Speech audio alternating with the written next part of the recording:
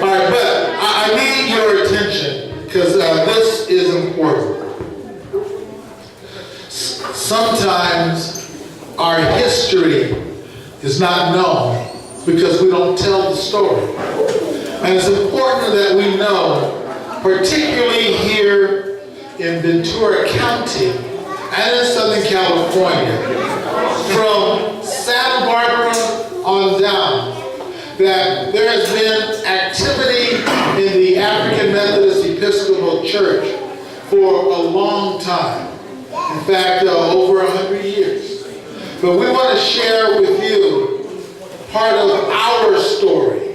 And what is amazing is that Brother Buddy tied me down one day and began to show me documents about the early history of our church that I had not seen written anywhere because it hadn't been. But you can look at pieces of newspapers going back to 1905, and it talks about some of the early preachers of the AME church, some of whom came out of slavery and were known as plantation preachers that were part of our history. But right now I'm going to turn it over to the historian, Brother Buddy Gibson. Give him a hand.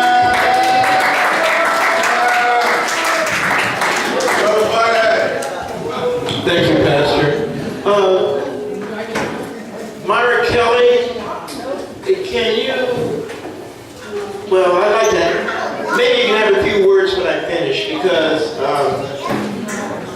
Myra Kelly came to me about, I guess a few weeks back, and we were just reminiscing over some things because my sister, Betty, had came back into the area, and I've always looked at Myra as one of my sisters also, for many years. And I had a stepmother that I always, well, adopted mother to be correct.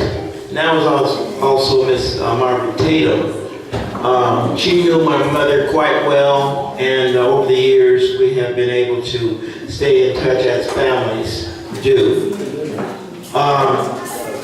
Thank you very much, Reverend Oldham and Myra and any committee that's associated with this to have me come up here and try and do the best I can. I'll graphically try and put this together so it'll ease some minds about this. This is called the AME Church Forgotten History. And I gave it a subtitle underneath that called The Connection. So most people are concerned always about what is the connection. We are here now with the African Methodist Episcopal Church called Bethel, Oxnard. That is also downtown, say in the county known as Bethel, Oxnard, Ventura County. Normally, when you have a single church that stands out in a county, they become the title of the county unless there's other AME churches in that same area. So what I'm going to have you do when you get a chance, we have 3 boards here on the background over here. Take the time and kind of like just go from one to the other and try and follow through. That gives a detailed story that I'm going to try and tell in graphics by having seen them in actual photos. One thing we've learned over the years, photos have a way of sticking around and telling a story within itself. So I have it started at number 1 and all the way to 21. I'll give you a quick little story of how all this church holds together as a connection. Not too long ago, I had my sister Betty, which is 80 years old, gave me a call and said simply in a weak voice, "Buddy, I'm ready to come home." So I asked her what was wrong. She says, "I'm okay, but I'm ready to come home." So I got to thinking about that, ready to come home. So I called her back and said, is everything okay? And she says, you know, I lost my husband, lost my only child, and my granddaughter moved away, and she's going to have a grandbaby, her daughter coming. And I said, that's pretty heavy. I said, is anything else wrong? She says, I'm homeless. This is up in Fairfield, up by Travis Air Force Base. So I hung up the phone, I talked with my wife, she says immediately, we got to get up there. I said, this is Wednesday. How do you just stop and go up and not know all the details? So we started getting busy making phone calls, and we actually got hold of the police department there. She'd been up there for about 40, 50 years, so they knew her name, and they said that they would try and trace her out. So finally they did, and she was in I guess a halfway home for single females. So 2 days later, we got in our car and went up there to see her, or trying to find her, and that was quite a chore, but we did. She seemed to be okay. Little did we know, she was pretty close to expiring, but she's very strong, so we didn't really know that. We brought her back home. For the first two weeks, I think, of that, I kind of kept an eye on her. She looked real strong, you know. She came with a wheelchair, went up to a walker, to a cane, to no cane. I said, she's fine. About a week later, she said, I don't feel well. So we took her to the emergency, to the urgent care. Went into urgent care, and they said, we got to call an ambulance, get her into St. John's right away. No explanation from some of the tests that they did. So she went in there, and she stayed in the ICU for a week, had 5 pints of blood, came out of ICU, went into CCU. That's 2 weeks, laying in the bed trying to get yourself back together. To make that story short, she's at Glenwood. She's doing well. She's going through rehabilitation. She's getting stronger. Got her full body back, face back together. Looked like an 80-year-old Gibson now. So thank the Lord for that. So let me say, I'll start with her and say that I was raised in the AME church. In the beginning, it was called AM, which is African Methodist, within Ventura County. It's all documented in different articles and things. And that's what the research was. I was trying to find these things because I remember in my head as I was growing up. And I've told the story sometime to my wife and things. She said, how do you remember all this stuff? And I said, it's easy when you live in a certain type of a bubble. You can remember what's inside that bubble. So even from 10 years old, I was very focused because the kids at 10 years old now, they're watching you. And so they can always say, what you say, give you an answer back, and go back on their cell phones. Different things that they do has nothing to do with the way I grew up, with no cell phones, no telephones, no television. So I was focused. So that's how I can remember so many things. So anyway, we go back to in the very early days, there was a man by the name Hart Massey. Hart Massey, to make it short, was born in the 1700s as a slave, ran away, got on his own, ended up in South Carolina area. And in his middle age, as he was coming up, he decided he wanted to spread the word of the Lord. He stayed there, and he came all the way back into Texas, and then back into the South, and became a preacher that was, evangelist preacher that was going around and using the railroad system as a way to get around from place to place. So Hart Massey ended up in Ohio. And one of the stories that I remember being told is that this man that I only knew was one black man that lived in African American that lived in the area of Ojai, which we kind of like in that period of time stayed out of. We stayed out here on the flatlands. So he began preaching around in the streets and in homes and in backyards, etc. And he did this for many, many years. One of his last sermons that he actually preached, and hear it clearly, that he actually preached was here in Oxnard, and he was 115 years old then. He lived to be 120. He died in Riverside. His son was here in Oxnard, and he was a professional boxer. My family, my sister was the first baptized child in the AM church, or what they would call now the AME church. And I think I've seen her document baptism paper, and actually had African Methodist Episcopal Church at that time. She was born in 1937. As of this year, that would make it 80 years ago, this February. So that ties the connection to this church as it was coming through, because the AME church was very much alive. The first pastor that we had came out of Santa Barbara.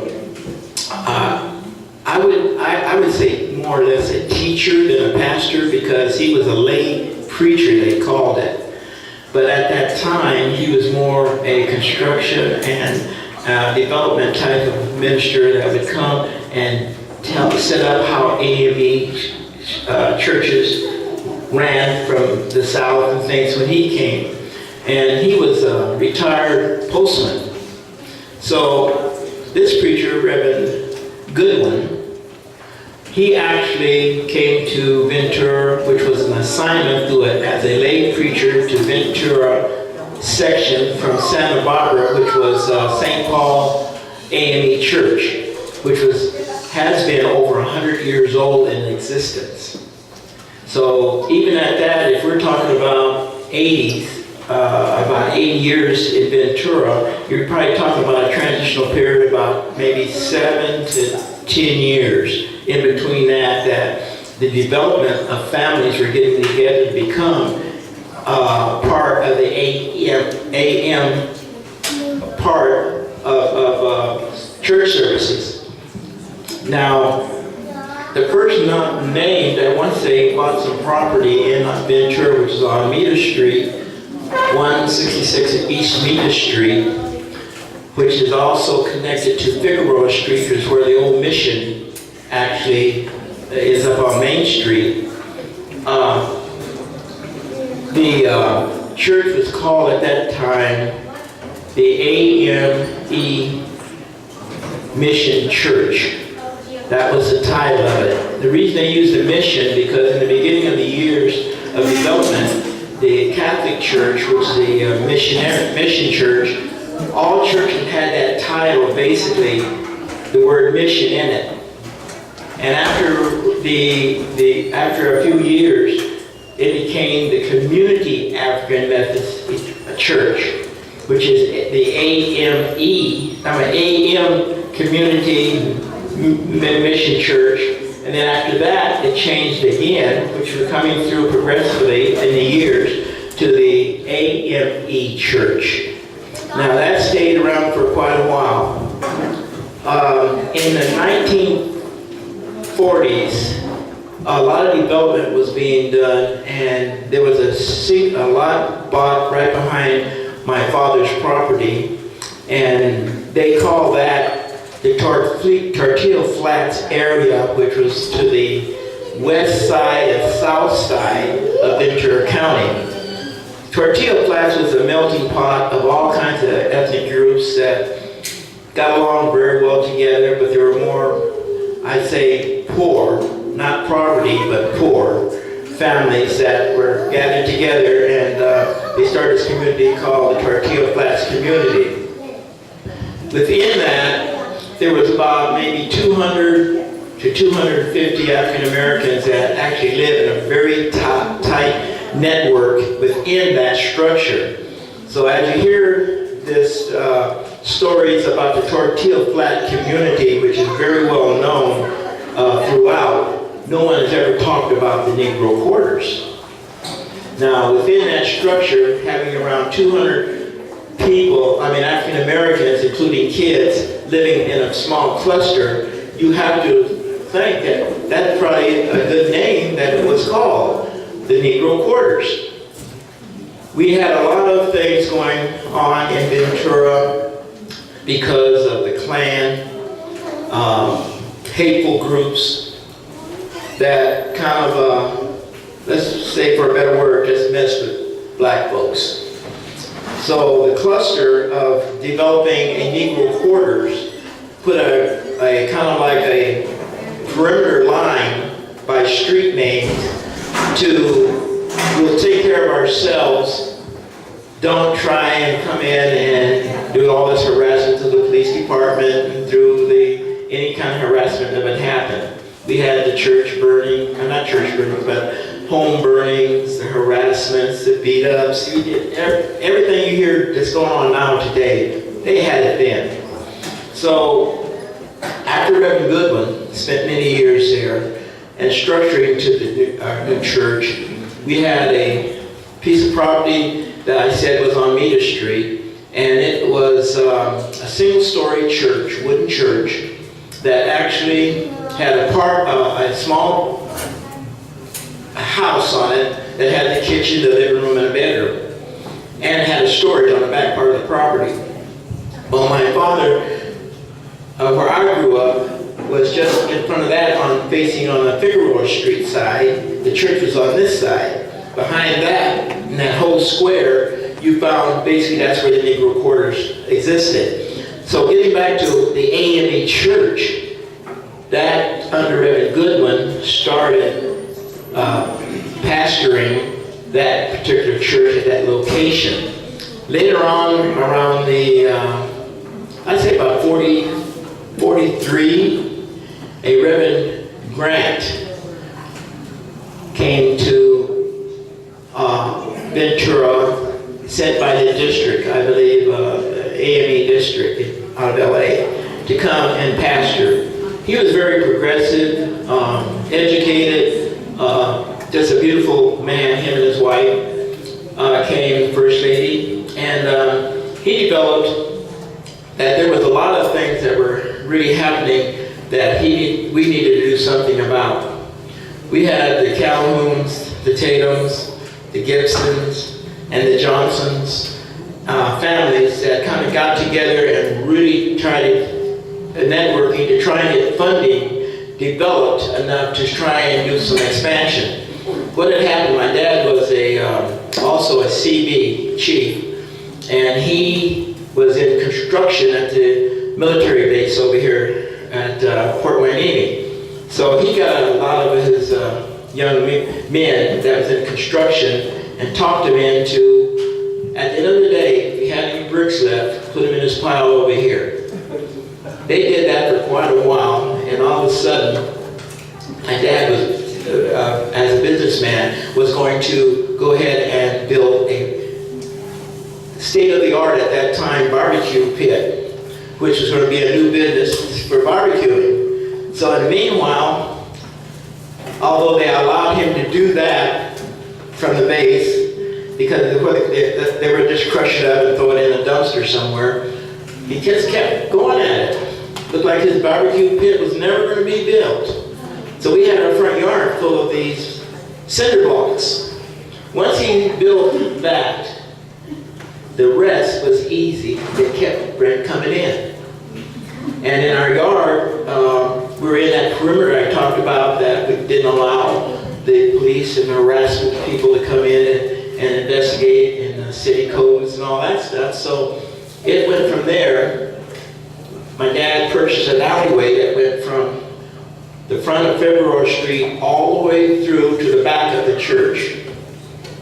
So that's the way a lot of the bricks got over there. We started stacking bricks there. Next thing we knew, he talked the city into allowing them to get a permit to put a foundation around this church because we were kind of like in a flood zone. So what happened, very cleverly, the foundation, they didn't challenge because they weren't coming over there. Next thing you know, this foundation was 8 feet tall, which is the same as the ceiling from the floor to the ceiling in your homes today.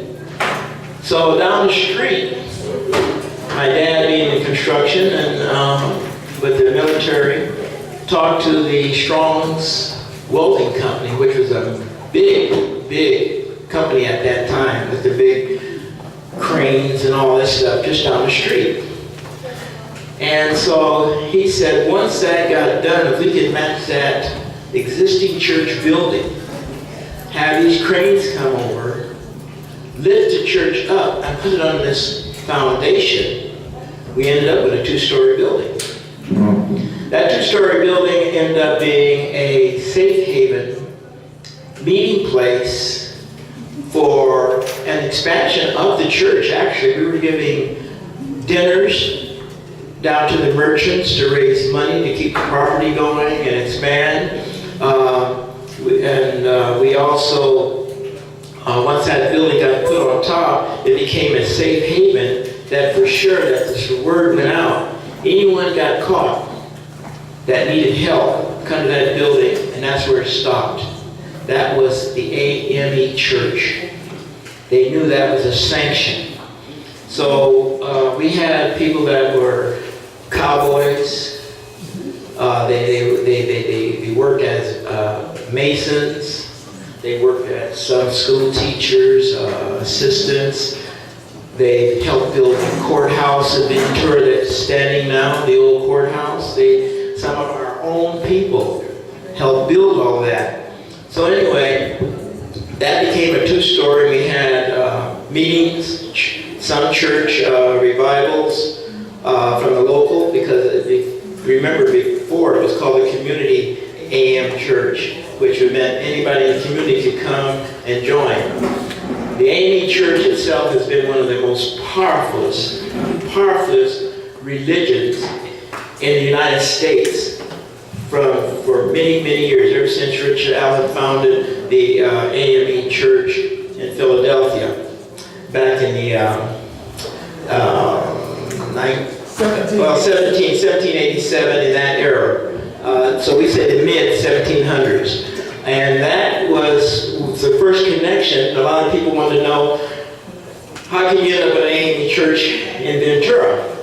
Well, most of our people came from Texas, South Carolina, Oklahoma, things from the southern states. And when they came out here, my grandmother, I remember my sister and I used to play in her covered wagon in her property, which was part of the McDonald family back then. So what had happened is normally generations you have splits in families when it comes to religion, unless you do your work to keep them in the church. So that's what happened back then, as the new generation was coming in, they thought they wanted to be more up-tempo, so they were going to the Olivet Baptist Church as young adults because they wanted to get away from their parents.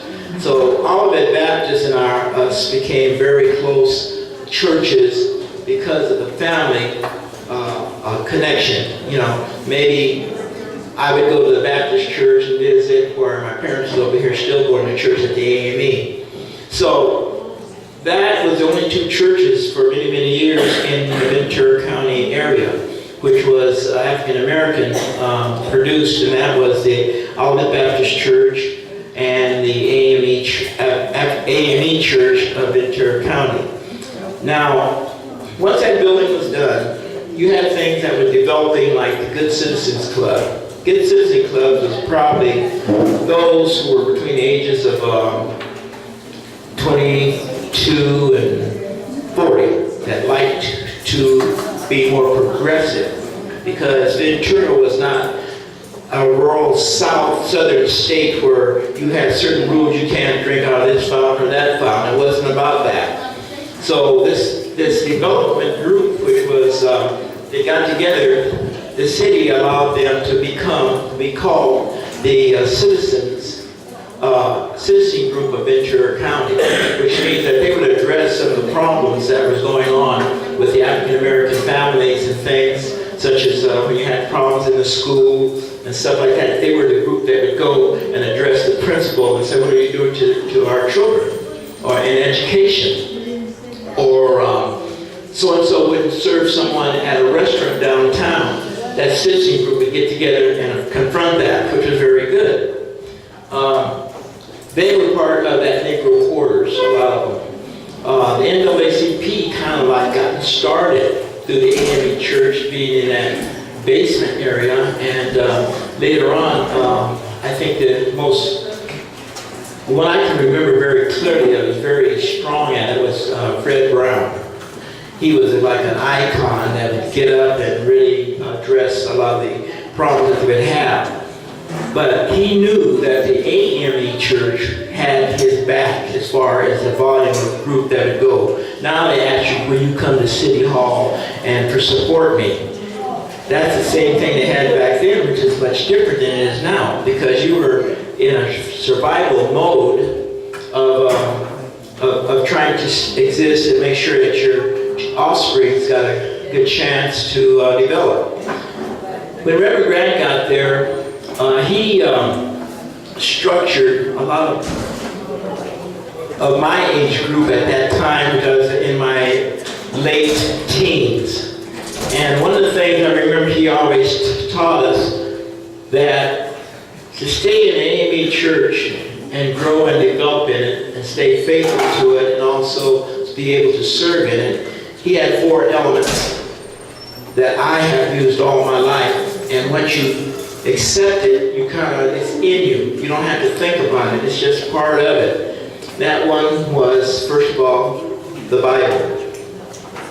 That's very important to know of the Bible and grow by knowing the Bible, and also grow by living the Bible. The next thing, I'm just telling you my part of my story, was development of the song book. A lot of scripture is in the song books. If you look at the old AME song books and look at their words and learn the words, it's a lot of comfort in that.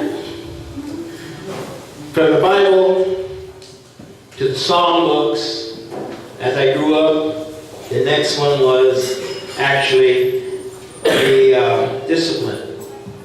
This guided you through the way that the AME structure and also functions very clearly. It also shows you what your duties are as officers in various groups. Many of you here today, I have to say all of you, are laymen within the AME structure. So I would say that knowing that, you have certain requirements and things you must do and stay true to the church and try and help it develop. The fourth thing, outside of the discipline, we were taught to believe in your pastor, try and follow his direction, and you'll be okay. So if you keep them 4 elements, and there's probably 5 altogether, but if you keep them 4 elements, you will always grow. The AME Church is very strong. You should be very proud of being a member of it. I think we're only just beginning, because we are now a well-known and a force in speaking up and looking for things and change to the goodness of everyone. That's right. So this church, as I grew up in my 79 years in the church, never turned my back on it, always trying to serve as I did, which is a lot of years. I would say that I'm so proud to be a member of the AME Church, and especially the Bethel AME Church. Now, there's been a mystery about the word Bethel. It's in the Bible. I know I was talking about the gentleman, our pastor came. He was always preaching and was known as the man that stood on the old rock. In the Bible, it talked about the rock and how the name of Bethel came up. So the word Bethel on some of the documents you see on here where my parents were married in 1960. No, I'm sorry. Let me get it together now. I'm thinking about mine. Well, when my parents got married in Come on, Gibson. Anyway, they got married. They were the first ones to be married in the AME church, and my grandparents was the second to be. What's the date? 36. 1936. I should know that. I'll have to take my age and back it up a little bit, huh? Okay. They were actually married in the AME church through Reverend Goodwin. And then after that, the next year, my grandparents married in the AME church. Now, that was his second wife. His first wife passed away in the early 1800s. Okay, do the math, Pastor.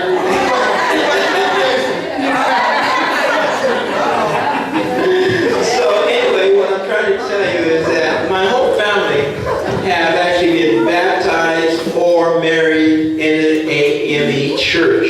It's documented there with their marriage certificates and everything, so you can see. So that's why I'm saying that the connection, the word connection, is connected to the Oxnard. And now Oxnard, since that is depleted in Ventura, that makes Oxnard now the AME Church of Ventura County, subtitle to Bethel Oxnard, which is the modern term for it. And I think that it's very good for everyone to know that, because I do not want to take anything away from any of the development families that helped this movement to stay together and stay connected. I knew a lot of them. I probably was too young to understand it, but it has been a lot of sacrifice. And I think that I'm going to end this thing up by saying thank you all for listening to me to tell that little story. But graphically, the whole story is just about there. Graphically, and all the little tiny kids you see in there are basically my sister or myself, because we were there even as small children doing church work. So whenever you see a little person in there, if you look at it, you'll see my face or my sister's face. So I would say God bless for listening to me.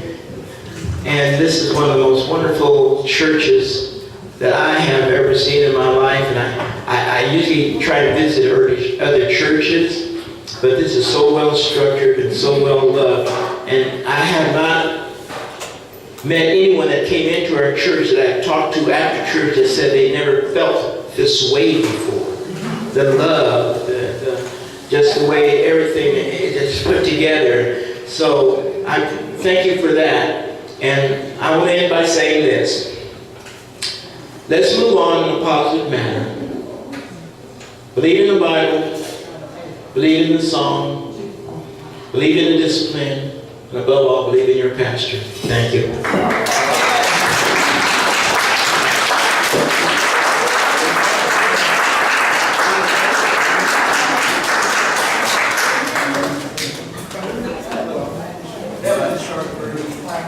All right, we're going to not use the microphone since we don't have the cordless that'll reach here. But Sister Kelly would like to share a few words. I would just like to say to everyone, thank you for sticking around. We know it's been a long day, and we all looking forward to Buddy's speech. And you did a good job, Buddy. We're proud of you. And we know that you know the history. Because anyone that was born here 79 years ago had to know the history. And I wasn't too far behind him, but I was a little bit behind him. I'm not going to say how many years, but I was in the 70s, and we're all natives. But he did a very good job. I grew up as a Baptist. I joined the Baptist late. I'm glad to be a member here because I like the discipline. I like the structure of the church. And I'm glad to say that I am an AME. Amen. And Bethel is a wonderful church. It's the best AME church in Ventura County.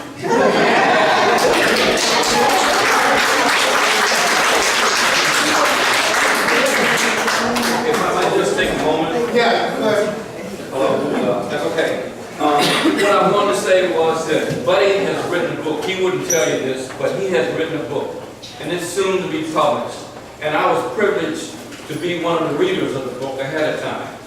And so I could follow the story that he told about the church. What I would encourage all of you to do is to, when the book comes out, to support him by buying the book, and by the same token, you'll learn a lot more, because there was a lot that he didn't mention that I had privilege to find out about because I read the book. So I would encourage you to read the book and learn all about the A&E Church in Ventura County. Amen. Amen.